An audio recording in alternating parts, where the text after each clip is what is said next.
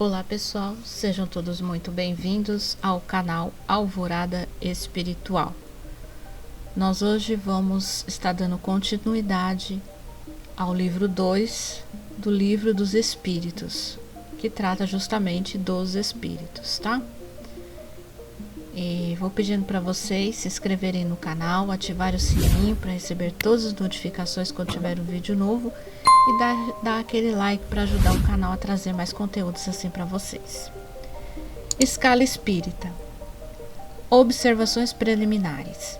A classificação dos espíritos se baseia sobre o grau de seu adiantamento, sobre as qualidades que adquiriram e sobre as imperfeições das quais devem ainda despojar-se. Esta classificação, de resto, nada tem de absoluta. Cada categoria não apresenta um caráter nítido senão no seu conjunto.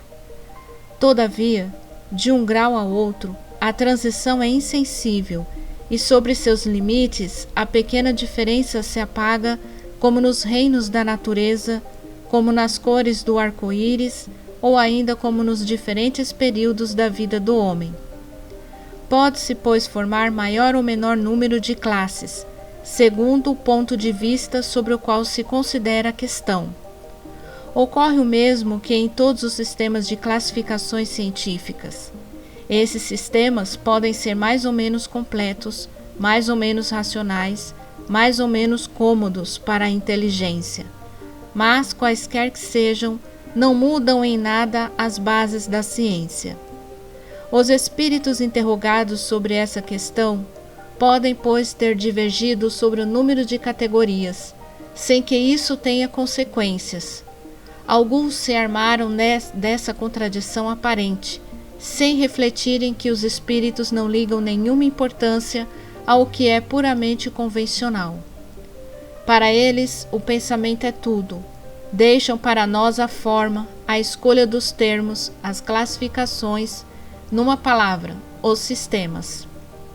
Acrescentamos ainda esta consideração, que não se deve jamais perder de vista.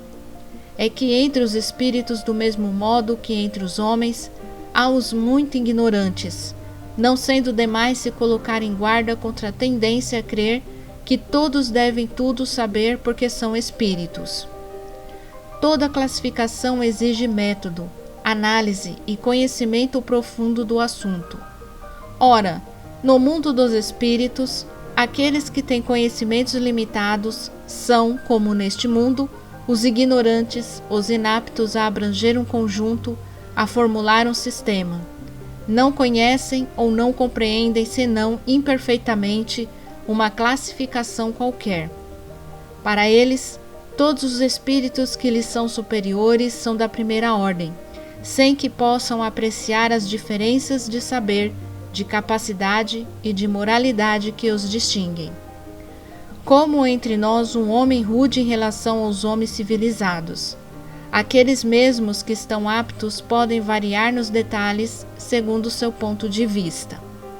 Sobretudo, quando uma divisão não tem nada de absoluta, Linneu, Jussieu e Tournefort tiveram, cada um, seu método e a botânica não mudou por isso. É que não inventaram as plantas, nem seus caracteres, mas observar as analogias com as quais depois formaram os grupos ou classes. Foi assim também que procedemos. Não inventamos os espíritos, nem seus caracteres. Vimos e observamos, julgando-os pelas suas palavras e atos, e depois os classificamos pelas semelhanças, baseados em dados que eles próprios nos forneceram. Os espíritos geralmente admitem 3 categorias principais, ou 3 grandes divisões. Na última, aquela que está no início da escala, estão os espíritos imperfeitos, caracterizados pela predominância da matéria sobre o espírito e pela inclinação ao mal. Os da segunda se caracterizam pela predominância do espírito sobre a matéria e pelo desejo do bem. São os bons espíritos. A primeira, enfim, compreende os espíritos puros, aqueles que alcançaram o supremo grau de perfeição. Esta divisão nos parece perfeitamente racional e apresenta caracteres bem definidos. Só nos restava ressaltar, por um número suficiente de subdivisões, as diferenças principais do conjunto. Foi o que fizemos com o concurso dos espíritos, cujas instruções benevolentes jamais nos faltaram. Com o auxílio deste quadro, será mais fácil determinar a ordem e o grau de superioridade ou inferioridade dos espíritos com os quais podemos entrar em comunicação e, por consequência, o grau de confiança e de estima que merecem. É de alguma forma a chave da ciência espírita, porque só ele pode nos informar das anomalias que as comunicações apresentam, esclarecendo-nos quanto às desigualdades intelectuais e morais dos espíritos. Observaremos, contudo, que os espíritos não pertencem para sempre exclusivamente a tal ou tal classe, seu progresso não se realizando senão gradualmente e frequentemente mais num sentido que em outro. Eles podem reunir os caracteres de várias categorias, o que se pode apreciar pela sua linguagem e pelos seus atos. Terceira ordem: espíritos imperfeitos. Caracteres gerais: predominância da matéria sobre o espírito, propensão ao mal, ignorância, orgulho, egoísmo e todas as más paixões que lhes são consequências. Têm a intuição de Deus, mas não o compreendem. Não são todos especialmente maus. Em alguns, há mais de irreflexão, de inconsequência e de malícia do que verdadeiramente maldade.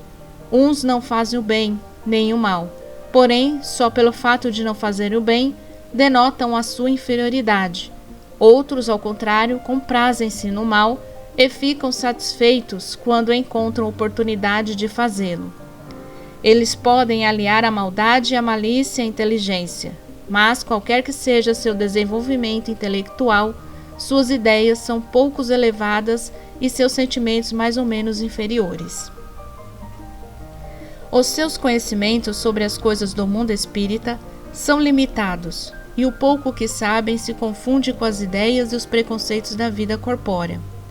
Não podem nos dar senão noções falsas e incompletas, porém, o observador atento encontra frequentemente em suas comunicações, mesmo imperfeitas, a confirmação das grandes verdades ensinadas pelos espíritos superiores.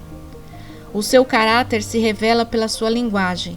Todo espírito que em suas comunicações revela um mau pensamento pode ser classificado na terceira ordem.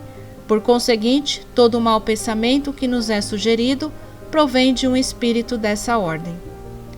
Vem a felicidade dos bons, e isso para eles é um tormento incessante, porque experimentam todas as angústias que a inveja e o ciúme podem produzir. Conservam a lembrança e a percepção dos sofrimentos da vida corporal, e essa impressão frequentemente é mais penosa que a realidade. Sofrem, pois, verdadeiramente pelos males que suportaram e pelos que fizeram os outros suportarem. E como sofrem por longo tempo, creem sofrer sempre. Deus, para puni-los, quer que eles creiam assim. Pode-se dividi-los em 5 classes principais. 10ª classe: espíritos impuros. São inclinados ao mal e fazem dele objeto de suas preocupações. Como espíritos, dão conselhos desleais, fomentam a discórdia, a desconfiança e se mascaram de todas as formas para melhor enganar. Ligam-se aos homens de caráter bastante fraco para cederem às suas sugestões, a fim de prejudicá-los, satisfeitos em poderem retardar o seu progresso e fazê-los sucumbir nas provas por que passam. Podem ser reconhecidos em suas manifestações pela sua linguagem. A trivialidade e a grosseria das expressões, nos espíritos como nos homens, é sempre um indício de inferioridade moral, senão intelectual. Suas comunicações revelam a baixeza de suas inclinações, e se tentam enganar falando de maneira sensata, não podem sustentar por muito tempo seu papel e acabam sempre por revelar a sua origem. Certos povos fizeram deles divindades malfazejas, outros os designaram sob o nome de demônios, gênios maus e espíritos do mal. Quando estão encarnados, os seres que eles animam são inclinados a todos os vícios que engendram as paixões vis e degradantes, a sensualidade, a crueldade, o embuste, a hipocrisia, a cupidez e a avareza sórdida. Fazem o mal pelo prazer de fazê-lo, e muito frequentemente sem motivos, escolhendo suas vítimas por ódio que têm ao bem, quase sempre entre as pessoas honestas. São flagelos para a humanidade, qualquer que seja a categoria social a que pertençam, e o verniz da civilização não os livra do opróbrio e da ignomínia. 9ª classe: espíritos levianos. São ignorantes, maliciosos, inconsequentes e zombeteiros. Envolvem-se em tudo, respondem a tudo, sem se preocuparem com a verdade. Comprazem-se em causar pequenos desgostos e pequenas alegrias, atormentando, induzindo maliciosamente ao erro por meio de mistificações e travessuras. A esta classe pertencem os espíritos vulgarmente designados sob os nomes de gnomos, duendes, diabretes, trasgos. Estão sob a dependência dos espíritos superiores, que frequentemente entregam-nos como fazemos com os nossos servidores.